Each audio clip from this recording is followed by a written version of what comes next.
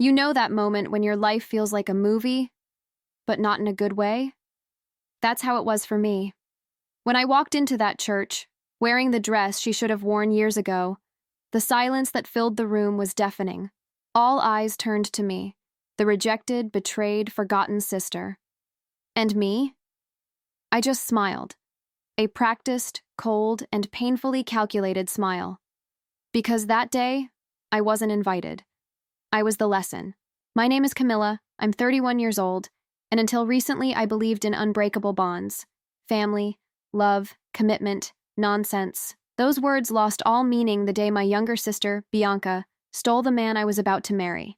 Yes, her.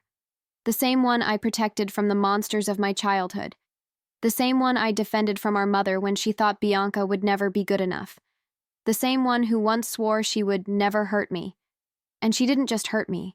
She destroyed me inside.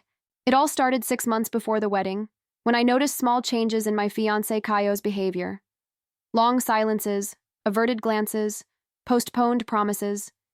He had always been calm, but there was something else. Something unsettling. I wanted to believe it was the stress of the preparations, but the instincts of a woman in love rarely fail, and how it failed me. But I didn't know the worst was yet to come. Till the day I forgot my cell phone at home, I ran back and found the two of them, Bianca and Caio, locked in my room, as if the world had stopped just to laugh at me. They were sitting next to each other, in silence, with the same expression as if they had been caught committing a sin, but no longer had the strength to deny it. And the worst part? They didn't deny it. They didn't even apologize. Bianca had the audacity to say, "You always had everything, Camilla." It was my turn. I was paralyzed. My sister, my fiancé, my life. And in that instant, something inside me broke. Or maybe it woke up. Up until that moment, I was the good daughter, the protective sister, the understanding woman. But something changed. I stopped being the Camilla that everyone knew, and I started to transform into the woman they would never imagine facing.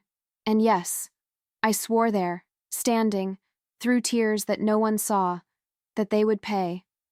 Not with blood, not with screams, but with silence and shame. In front of everyone, they thought they would have the last laugh. They didn't know who I was becoming. And believe me, what happened on her wedding day made even the priest lower his eyes. After that grotesque scene in my room, I still tried to cling to some rational explanation. Maybe it was a misunderstanding. Maybe Caio was there just for a favor.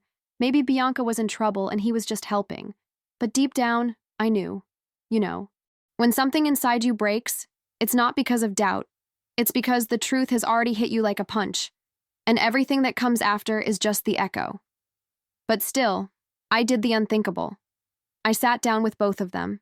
I remember Bianca's voice, cold as marble. "Camilla, there's no point in pretending you didn't see it. Caio was never really yours." And Caio, with his eyes downcast, murmured, "Sorry, it happened. We didn't plan it." Didn't they plan? I spent 2 years of my life with him, planning a house, a family, a future. And he leaves me for the one person who knew exactly how to mortally wound me? They said they fell in love. As if love justified destruction. I wanted to scream. I wanted to break everything in that room. But what did I do? I stood up, my face burning, and said, "Okay, keep the pieces of me that are left. I'm leaving with what you'll never get back, my dignity." But the humiliation didn't end there. The next day, everyone already knew. The news spread like poison through the mouth of a snake.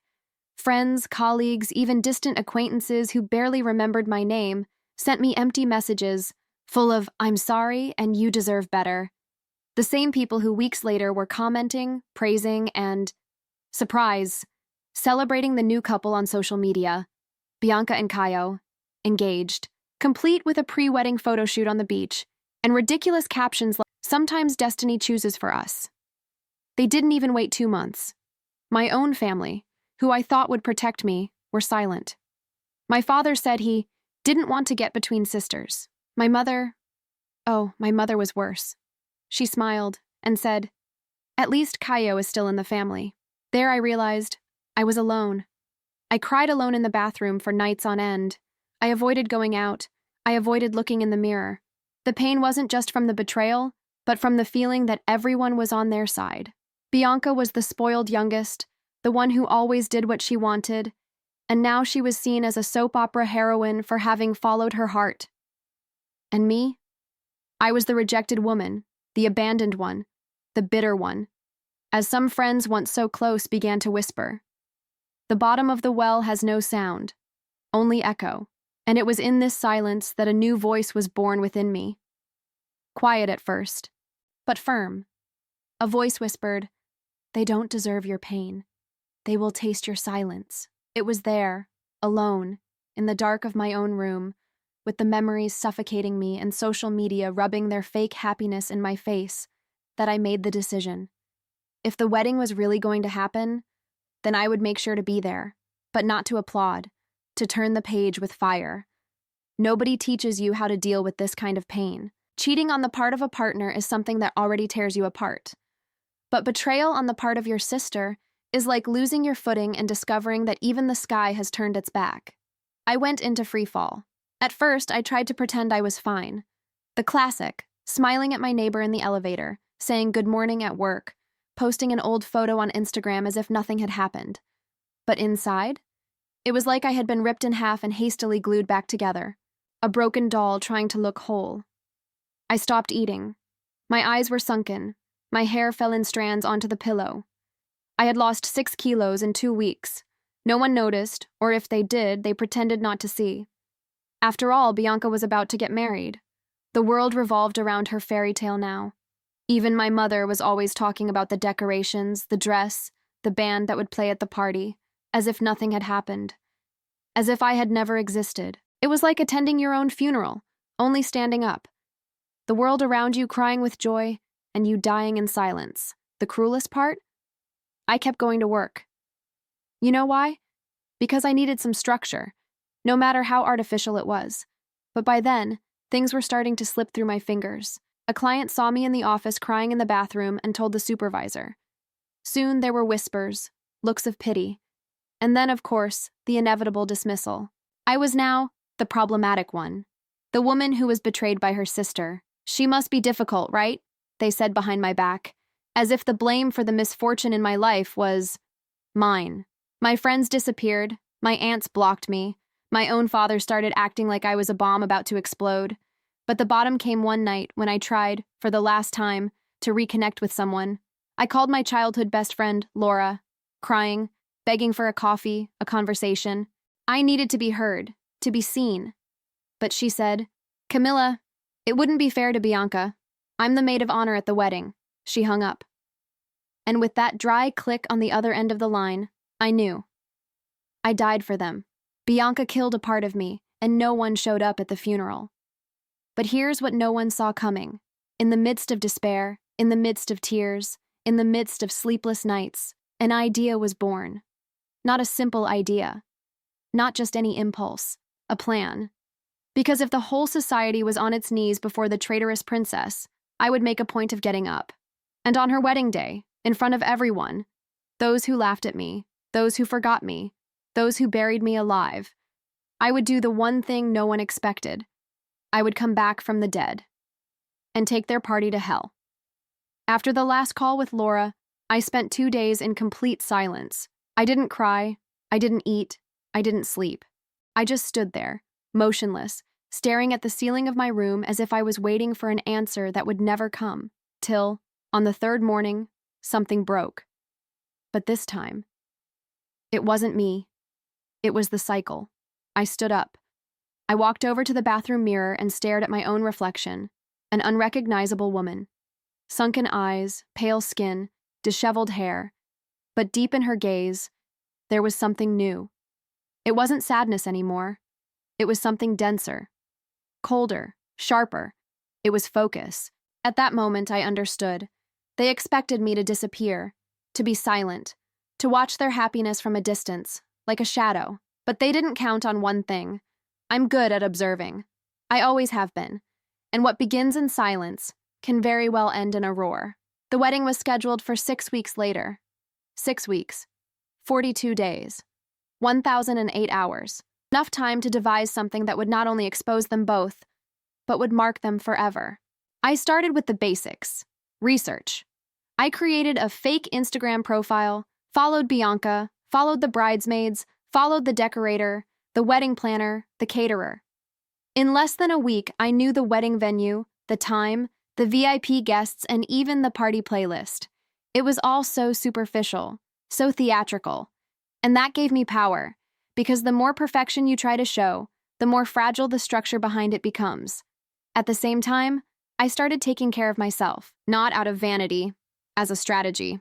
I went back to training, I bought new clothes, I got a haircut, I started going to a discreet salon, away from everyone. Each grooming session was like sharpening a blade.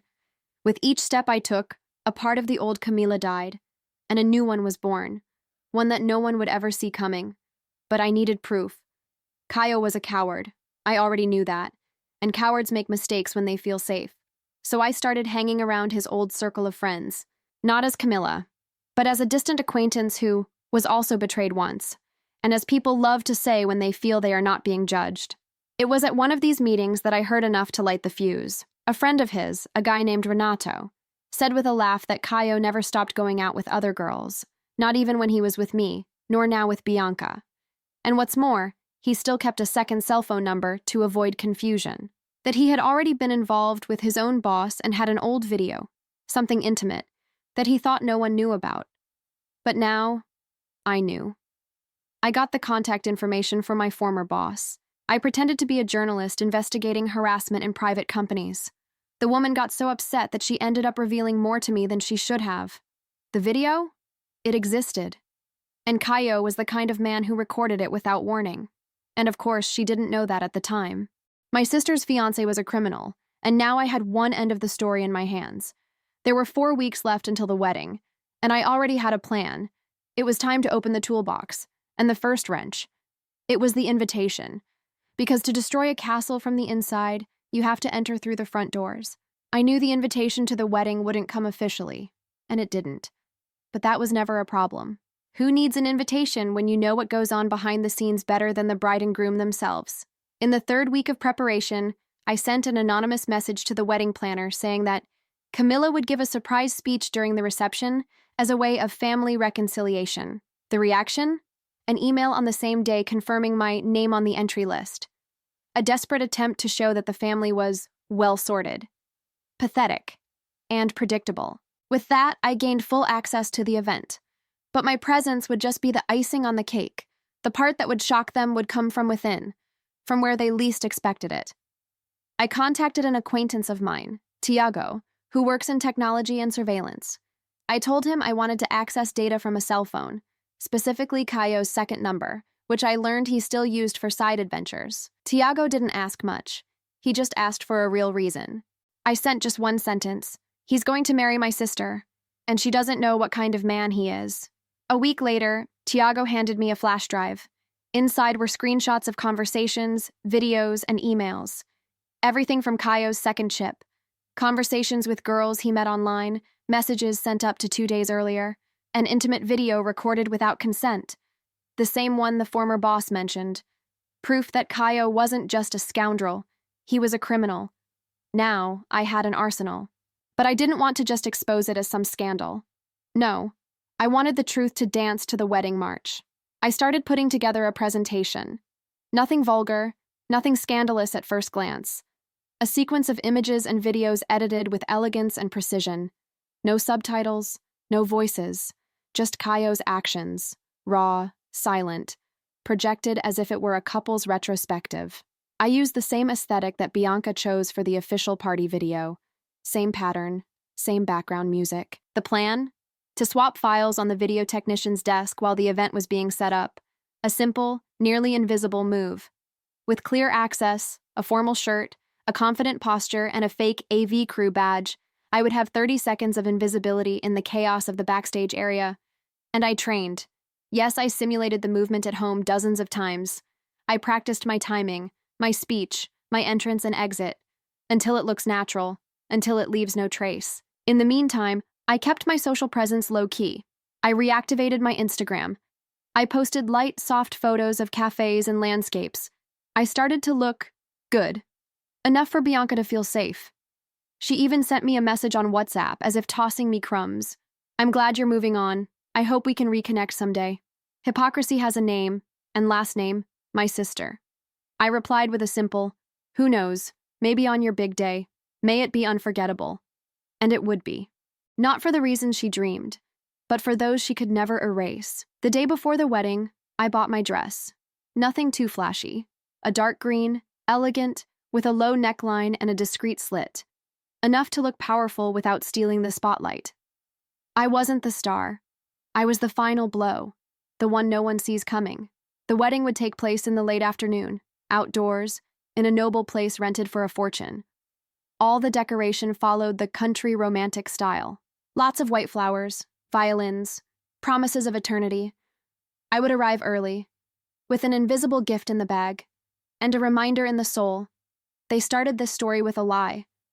I would end with the truth, and she would have the sound of applause, or the weight of absolute silence. The wedding day dawned with clear blue skies, as if the universe were mocking me. The forecast was for sun and warmth, perfect weather for an outdoor ceremony, and, ironically, for a slow, quiet burn. I arrived at the venue before the reception started, as part of the technical support team. I was wearing a black shirt, dress pants, and a laminated badge with the logo of the outsourced sound and image company. A real company, but one that had no idea I was using it as a cover. I passed through the first barriers with a confident nod. No one questions someone who walks as if they know exactly what they are doing. The technicians were all busy connecting cables, testing lights, equalizing microphones. I approached the table where the retrospective video was already ready to be shown at the party, marked Retrospectiva Casal Final.mp4. My heart was beating at a rate that almost made me tremble. But my hands were cold. I connected the pen drive. I clicked. I replaced it. I disconnected. In 18 seconds, the fate of 2 traitors was sealed. Nobody saw. I went back to the car, took off my uniform, and put on my real outfit. A dark green dress, medium heels, hair tied up elegantly, precise makeup, discreet perfume.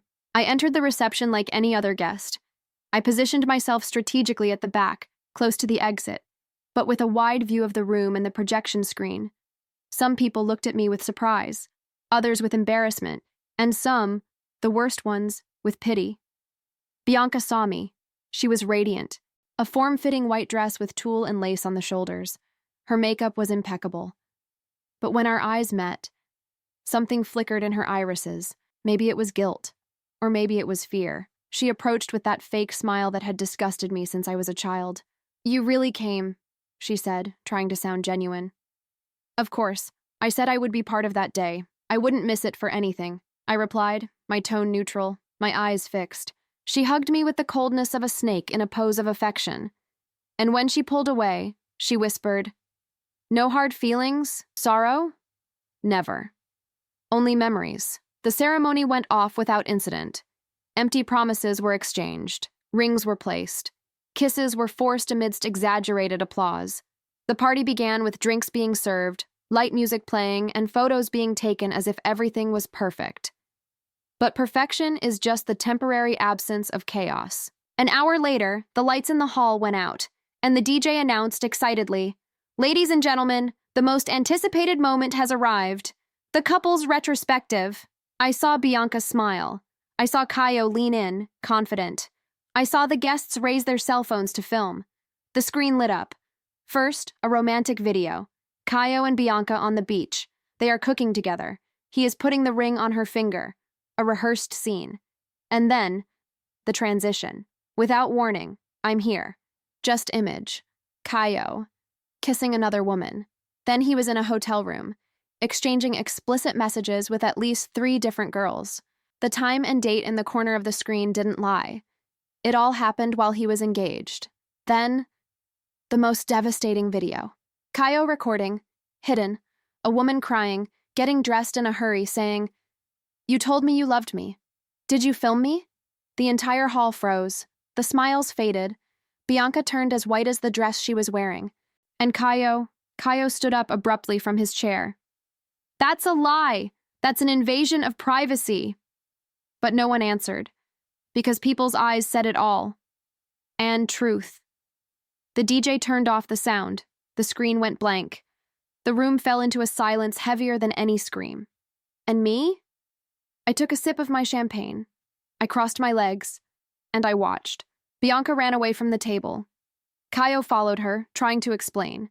But she didn't want to listen. She screamed. She cried. She tore up the words he tried to spit.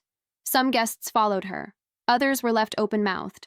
The party was over, and I hadn't even started talking yet.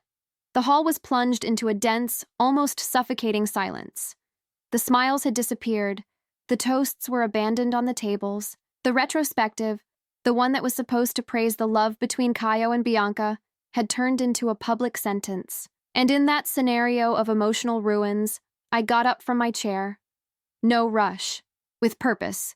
I walked slowly to the center of the room, where everyone was still trying to digest what they had seen. Bianca was in a corner, surrounded by two bridesmaids. Kaio, on the other side, was gesturing frantically to her parents, trying to explain himself. But it was useless. Eyes began to turn to me. Someone muttered, "It was her." Another completed, "The sister." Yes, the sister.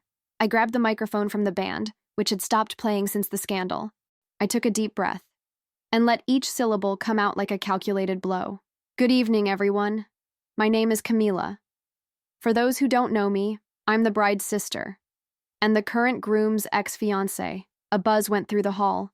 I know, it's confusing, but if you thought you were watching a fairy tale, well, I'm sorry to say you've just been thrust into a documentary about betrayal, lies, and family convenience. Kaio started walking towards me, in a hurry. But before he could say anything, I reached out and cut him off. "No, Kaio. Today, it's my turn to speak. You had every chance to be honest. You chose to be dirty." He stopped, hesitated, because he knew I had more. Much more. I turned to the guests. What you saw there was not a montage. It was evidence, prints, videos, all verified. Kaio had parallel relationships with several women, during and after, asking Bianca to marry him. In fact, some of these women were recorded without their consent. A crime. An abuse. There was a commotion in the background. A few women stood up. An aunt shook her head. Bianca's grandmother began to cry. Someone shouted, "Bastard," in the background.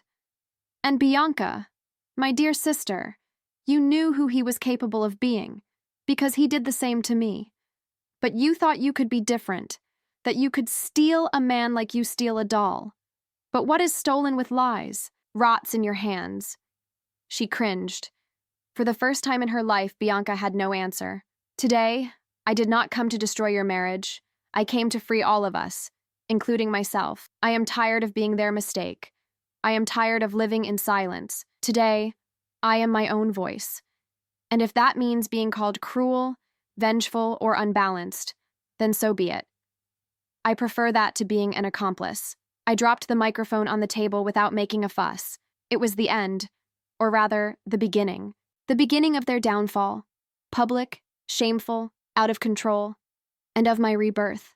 I walked towards the exit while screams and arguments took over the place.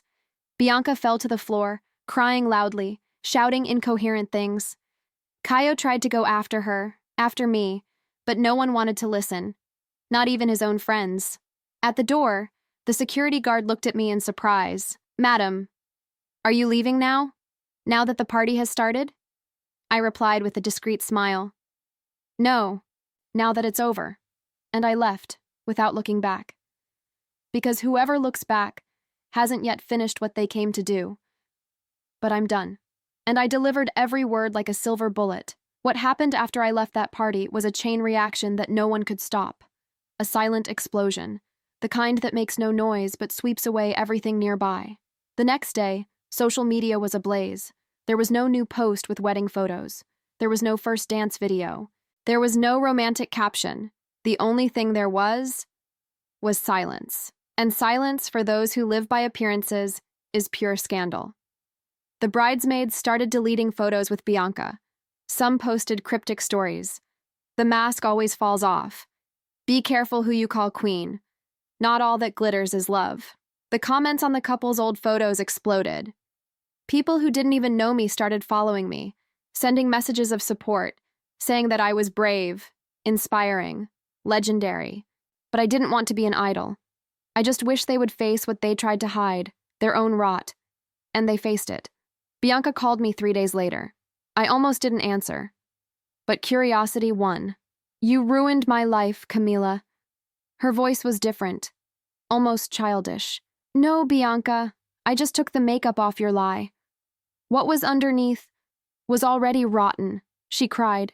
She begged for empathy, for reconciliation. She said she didn't know, that she was deceived too, that Caio promised to change.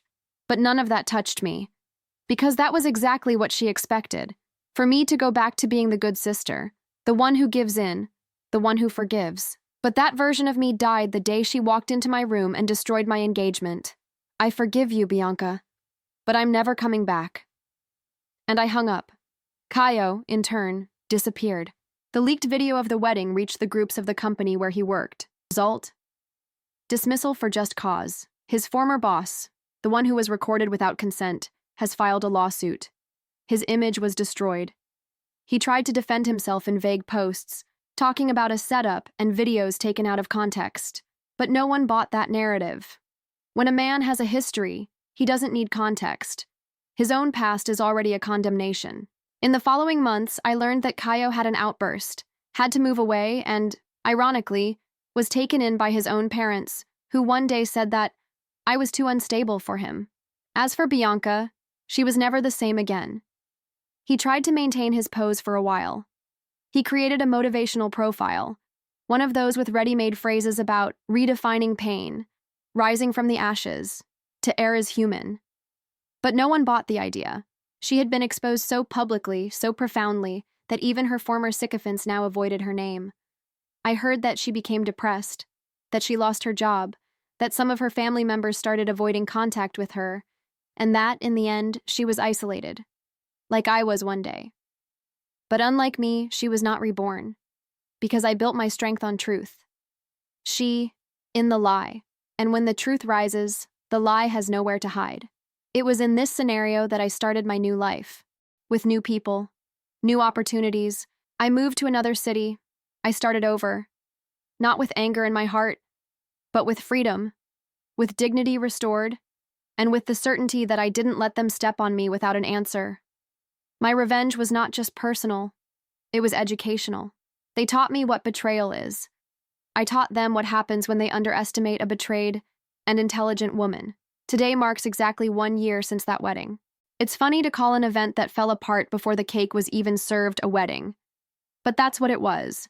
A ritual of destruction disguised as celebration. And, paradoxically, it was on that day, amidst horrified looks, tears of frustration, and dryly swallowed truths, that I was reborn. It wasn't easy. Revenge is a dish best served cold, but whoever prepares it cooks it in the fire of their own pain. And I burned my soul for months. I questioned if I had gone too far. I wondered if I had become as cruel as they were. But then I understood. Cruel is he who destroys for pleasure. Fair is he who fights back to save himself. They took away my ground, my dreams, the future I had designed. But without wanting to, they gave me back something I had forgotten. Myself. I'm not the same Camilla as before. That sweet woman, who always gave in, who swallowed frogs with a smile and accepted crumbs as proof of love, died. Today I am firm. Today I choose. Today I listen to my voice before anyone else. I haven't spoken to Bianca again. I don't intend to. She tried some contact, long messages, letters, even gifts, but I didn't reciprocate. Not out of spite, but out of protection. There are people who, even though they regret it, carry too much poison to be close to you. Caio, in turn, has disappeared. Some say he has moved away, others that he is trying to start over. Let him start over. Far away. But never forget, the good that he denied me, I gave myself. And the harm he did to me only strengthened my roots. After all, I chose to leave the city where I lived for years. I moved to a new place, where no one knows my past, and where I am not the betrayed one, the rejected sister, the woman of revenge. Here, I am just Camilla. I resumed my projects, went back to studying, opened a small business with a partner who knew me from scratch. For the first time, my life doesn't revolve around pleasing anyone. I don't have a boyfriend, but I have peace. And sometimes that's more than any ring on your finger can offer. Today, when I look back, I see pain. Yes, but I also see courage, because it's not easy to face your own ghosts, and much less to throw them out in the middle of a party for everyone to see. But I did it, and I would do it again.